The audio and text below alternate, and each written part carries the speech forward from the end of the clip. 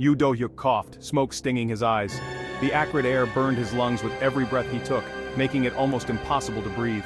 His vision blurred as tears streamed down his face, but he couldn't afford to stop. The forest was a furnace, an inferno that seemed to stretch endlessly in every direction. The once lush greenery was now a sea of flames, consuming everything in its path. Trees turned to ash around him, their skeletal remains crumbling to the ground. The crackling of burning wood was deafening, a constant reminder of the destruction unfolding. He was trapped, flames licking at his heels. He wasn't alone. All around him people were crying out for help, their voices a chorus of despair. Thousands were caught in the blaze. His people, his responsibility. He could see the fear in their eyes, the hopelessness that threatened to consume them. Fear choked him, but Dohyuk pushed it down. He couldn't let it control him. He had to stay focused, had to find a way out. He had to be strong, for himself, for his people. He couldn't afford to show weakness, not now. The fire was no accident. It was a deliberate act, a calculated move by an unseen enemy. It was a weapon wielded by a god who sought to test him, to break him, a test of his resolve, a trial by fire, both literal and metaphorical. Dohyuk knew this, felt it in his bones. He would not break, he would not give in to the flames. His hand tightened around the hilt of his sword. The cool metal was a stark contrast to the searing heat around him. Survival, that was all that mattered. He had to find a way to save his people, to lead them out of this hellish nightmare. He couldn't fail, not now, not ever. The air shimmered with raw power, a tangible force that seemed to vibrate with the intensity of the flames. It pulsed with every crackle of flame, each spark a testament to the ferocity of the inferno. The forest groaned in agony, every tree a victim to the relentless blaze, collapsing under the weight of the fire. This was the domain of the divine tree, a being of immense power and ancient wisdom, standing tall amidst the chaos. The heat was unbearable, a suffocating blanket that threatened to overwhelm. Yet Dohyuk pressed on with unwavering determination. He shielded his face from the searing winds, his clothes smouldering and threatening to ignite, but he did not falter.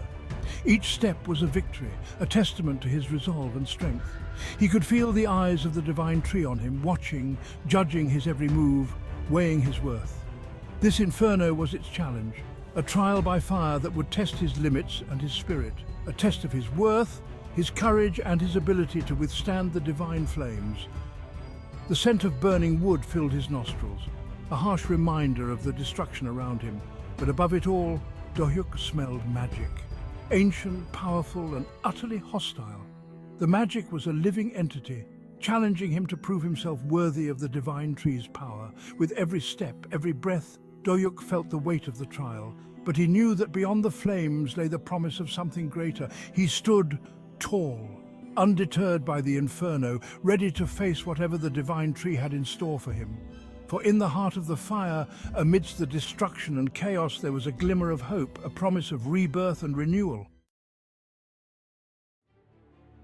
The divine tree loomed before him, a monstrous silhouette against the inferno.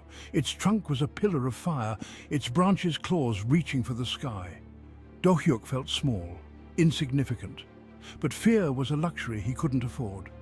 He raised his chin, met the gaze of the god. You dare defy me, mortal?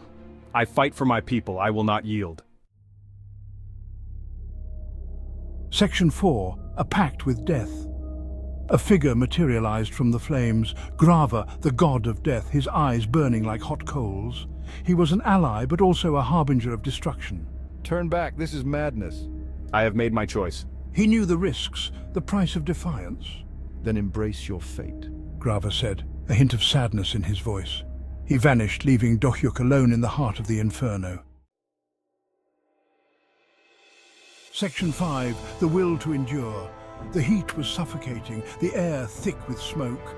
Still, Dohyuk pushed forward. Every muscle screamed in protest, every breath a searing pain. He could feel his strength waning, his vision blurring. The flames danced before his eyes, taunting him. But he clung to consciousness. He would not fall here, not while his people needed him, not while a spark of hope remained. Not while a spark of hope remained. Dohyuk stumbled, his hand finding support against a burning tree. The bark crumbled under his touch. Section 6. A choice made. He looked back, his heart pounding in his chest. Through the flames he saw them, their silhouettes barely visible through the inferno. His people struggling to survive, clinging to hope amidst the chaos. Their faces, etched with fear and hope, fueled his resolve. He had a choice to make, a decision that would define his destiny. To surrender to the flames, to accept defeat, and let the fire consume everything he held dear, or to rise, to fight, to become something more than just a man, to become a beacon of hope. To become something more, something greater than his fears.